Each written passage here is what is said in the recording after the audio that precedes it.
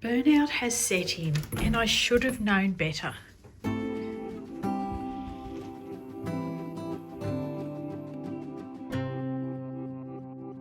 I was just having too much fun. In my mind, I thought, I can do this. Once I'm complete, I can then crash and burn and it doesn't matter. But burnout got me good. I was doing my Triangle Trails blanket. I was doing the 20-25 sampler blanket squares. I was doing a lot of dyeing yarn that is, wrapping those up, 72 skeins extra after my normal yarn sale that was. And you love to do it for your people. You don't want to say no, but I didn't realize it was going to turn out that big. Then I was trying to find the time and the energy to do the crochet along called the Universe in Bloom. Now, wasn't that a sign? I had made mistakes that now I look back on and I can see that I was already well and truly done by then. So the mistakes helped me put that one aside for another time, and my body knew I was not coping. The signs and symptoms were there, but I was pushing through because I wanted to. I want to do these things, but my body just cannot keep up. A few of the signs, I don't know if you would notice, but I sure did, was using more hot packs. So I end up with a burn just here because I am numb here. I can't feel what's going on. So extra heat packs, extra cold packs, extra medication, unable to jump up and feel happy for what is ahead in the day because you're so tired. I was just laying in till 10 o'clock and I knew, but I thought I could beat it. Then there was starting to get teary, starting to think about my little Coco that we lost a year ago, crying. I was getting super sensitive. I'm a sensitive person anyway, but when you get sensitive about things that you think, should I really be or not? That's when you know. It's a good old sign or symptom for burnout. And there's physical things as well, like extra pain, nausea, cramps in the stomach because your gastrointestinal area is highly connected to your autonomic nervous system.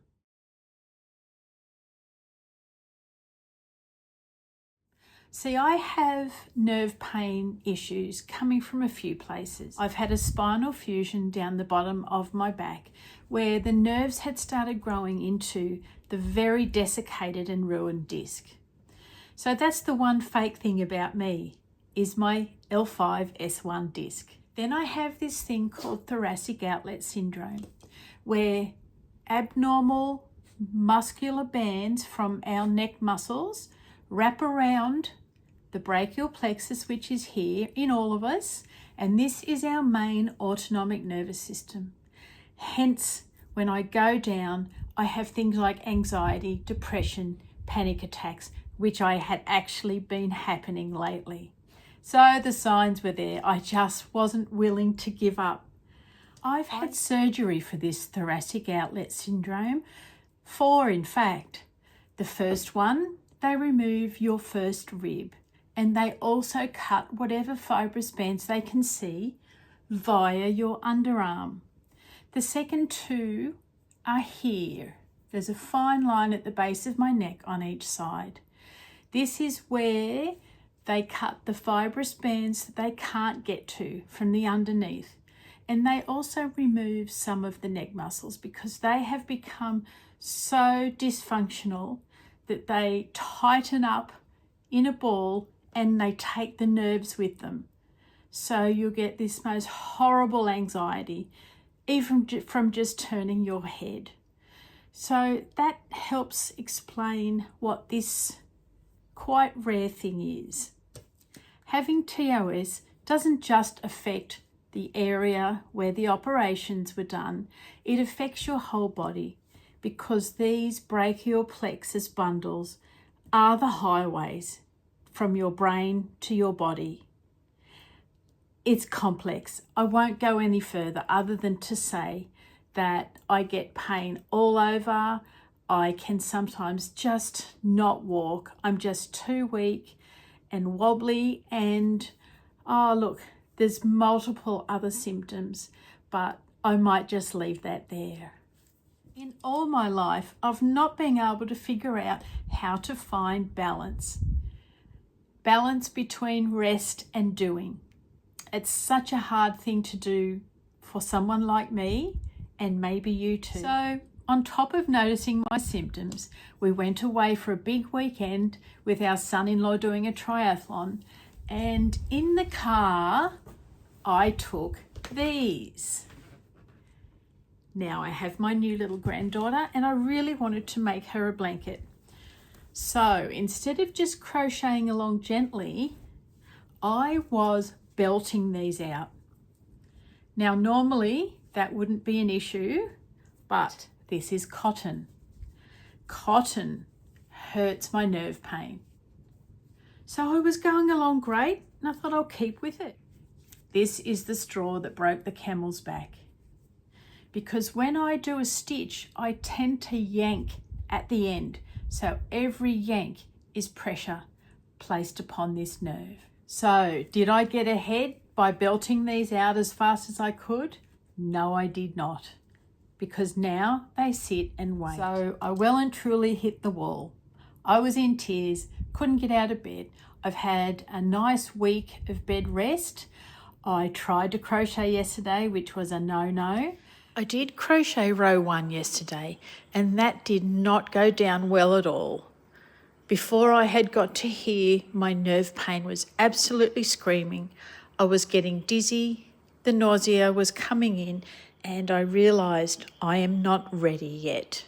Usually hits at crucial times when you are just about to finish something and people are waiting on you. I don't like that at all. That is a feeling I do not like. I don't like to let people down. So just know, as soon as I'm able, I will finish joining my sampler blanket and make a border. We'll get that one done by Christmas.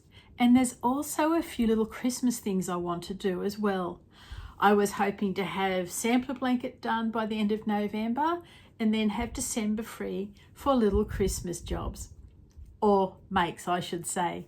So all I can do is have complete bed rest until I feel well enough to start having some active rest.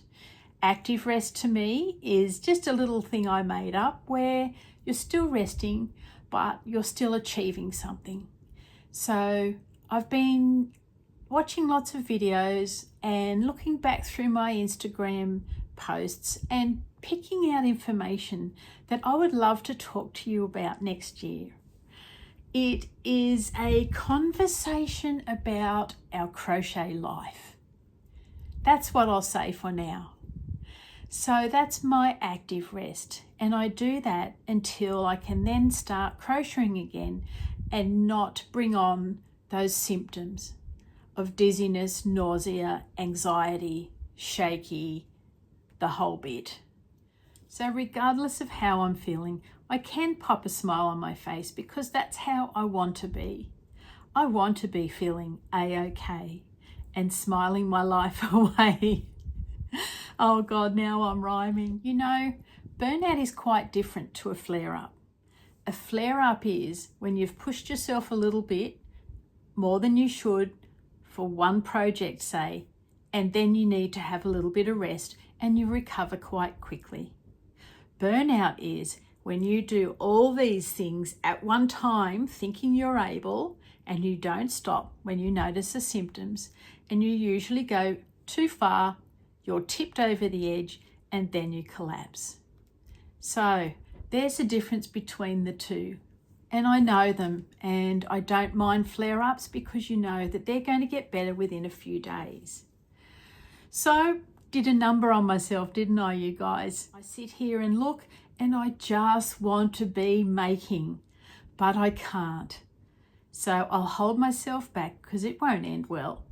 And I'm going to go back to bed and keep pondering, keep using this downtime as mental clarity space. Because when I do stop is when ideas start to come. It's like when you have ideas when you're in the shower. How is that a thing? But it is. It seems to happen with many of us. So I'm not wasting my time as such. I'm just not being able to be physically productive, but mentally I am. I bid you a wonderful farewell for today and hope to see you again really, really soon. Let's see what happens, won't we? I wish happy crocheting to you all and see you as soon as I possibly can. Bye for now.